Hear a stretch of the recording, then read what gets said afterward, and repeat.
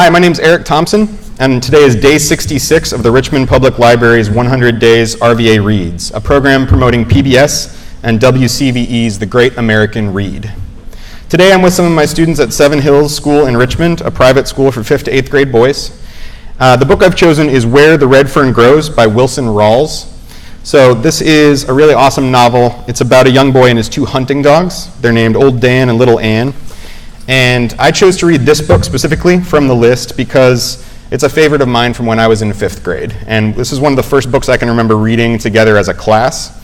I was really excited to find out what happened next. So a lot of times when, as a teacher, we're reading a book aloud, whenever I ask students to kind of read at the pace of the group and not get too far ahead, I always think of this book because I remember skipping way ahead and being confused when the teacher would call on me to read aloud because I was trying to race ahead of the group a couple chapters to find out what was going to happen. So this is a favorite of mine, and the section I'm going to read is about raccoon hunting tournament. So the narrator of the book is named Billy, and what I'm going to read is an excerpt near the end. Old Dan and Little Ann are the coonhounds, and this is a section where we get to hear about what's going on in the championship tournament that they've been entered in. Just before dawn, the storm blew itself out with one last angry roar. It started snowing. A frozen silence settled over the canebrake. Back in the thick timber of the river bottoms, the sharp snapping of frozen limbs could be heard. The tall stalks of wild cane looked exhausted from the hellish night. They were drooping and bending from the weight of the frozen sleet. I climbed out of the deep gully and listened for my dogs. I couldn't hear them. Just as I started back down the bank, I heard something. I listened. Again, I heard the sound. Papa was watching me. "Can you hear the dogs?" he asked. "No, not the dogs," I said, "but I can hear something else." "What does it sound like?" he asked. "Like someone whooping," I said. Papa and the judge hurried up the bank. We heard the sound again. It was coming from a different direction. "The first time I heard it," I said, "it was over that way." "It's the men from the camp," the judge said. "They're searching for us." We started whooping. The searchers answered. Their voices came from all directions. The first one to reach us was Mr. Kyle. He looked haggard and tired. He asked if everything was all right. "Yes, we're all right," Papa said, "but the old man has a bad ankle. It looks like we'll have to carry him out." "Your team broke loose and came back to camp about midnight," Mr. Kyle said. "This really spooked us. We were sure something bad had happened. 25 of us have been searching since then." Several men climbed down the bank and went over to Grandpa. They looked at his ankle. One said, "I don't think it's broken, but it sure is a bad sprain." "You're in luck," another one said. "We have one of the best doctors in the state of Texas in our camp, Dr. Charlie Lathman. He'll have you fixed up in no time." "Yes," another said, "and if I know Charlie, he's probably got a small hospital with him." Back in the crowd, I heard another man say, "You mean that Lathman fellow who owns those black and tan hounds is a doctor?" "Sure is," another one said, "one of the best." "Say, I don't see Dr. Benson," Mr. Kyle said. The men started looking at each other.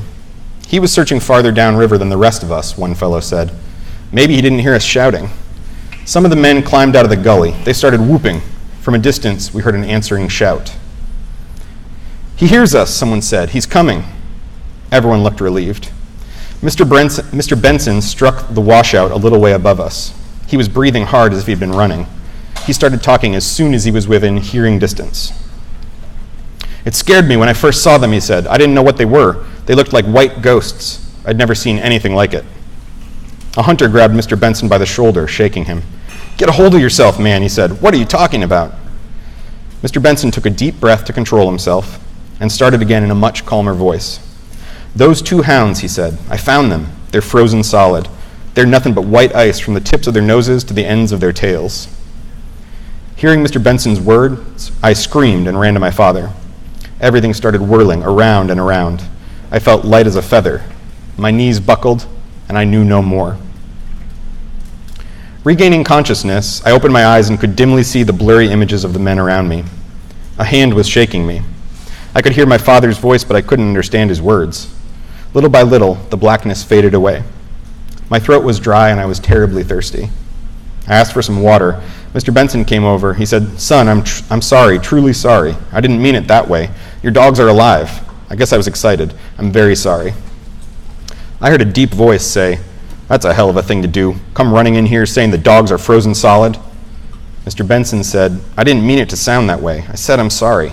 What more do you want me to do?" The deep voice growled again. "I still think it was a hell of a thing for a man to do." Mr. Kyle took over now. "Let's not have any more of this," he said. "We have work to do. We've been standing here acting like a bunch of school kids. All this time, that old man has been lying there suffering. A couple of you men cut 2 poles and make a stretcher to carry him." While the men were getting the poles, Papa heated the coonskins again and rewrapped Grandpa's foot. With belts and long leather laces from their boots, the hunters made a stretcher. Very gently, they put Grandpa on it. Again, Mr. Kyle took command. "Part of us will start for camp with him," he said. "The others will go after the dogs." "Here, take this gun," Papa said. "I'll go with him." Looking at me, Mr. Kyle said, "Come on, son. I want to see your hounds." Mr. Benson led the way. "As soon as we get out of this cane," he said, "we may be able to hear them. They have the coon treed in the big black gum tree. You're going to see a sight. Now, I mean a sight." They've walked a ring around that tree, clear down through the ice and snow. You can see the bare ground. "Wonder why they did that," someone asked. "I don't know," Mr. Benson replied, "unless they ran in that circle to keep from freezing to death or to keep the coon in the tree. I figured I knew why my dogs were covered with ice. The coon had probably crossed the river, maybe several times. Old Dan and little Ann would have followed him. They had come out of the river with their coats dripping wet, and the freezing blast of the blizzard had done the rest." Nearing the tree, we stopped and stared. "Did you ever see anything like that?" Mr. Benson asked. "When I first saw them, I thought they were white wolves." My dogs hadn't seen us when we came up.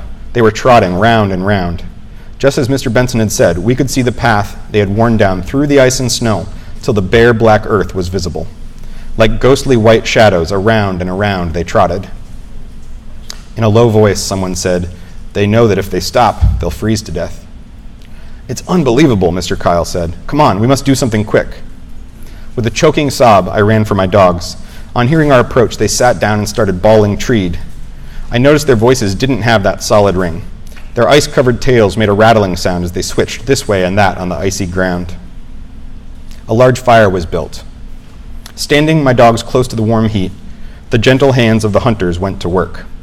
With handkerchiefs and scarves heated steaming hot, little by little the ice was thawed from their bodies.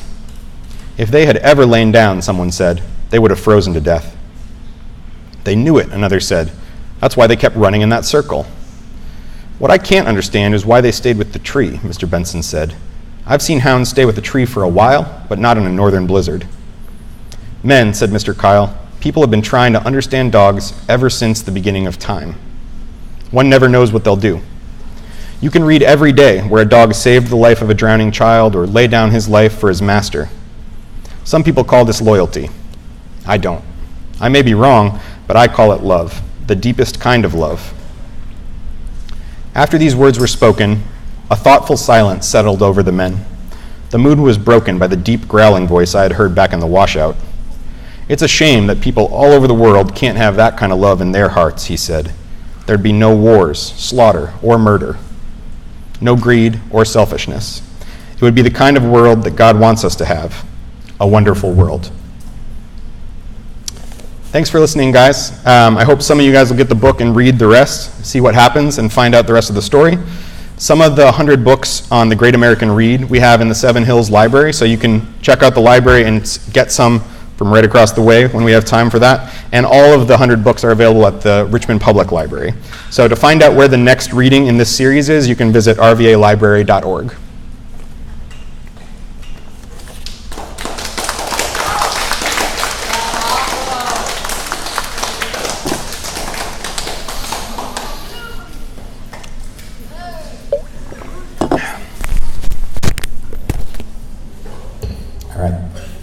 Good job, guys. Thanks for coming up here.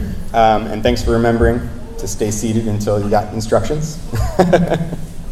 So in a few minutes, I'm going to let you guys know that it's time and you can get up, grab your, in a few minutes, I'm going to let you know when it's time and you can get up. Make sure that you have to clean up all the trash that you might have made in the Great Hall, okay? So whatever came out of your lunchbox needs to go back in the lunchbox or back in the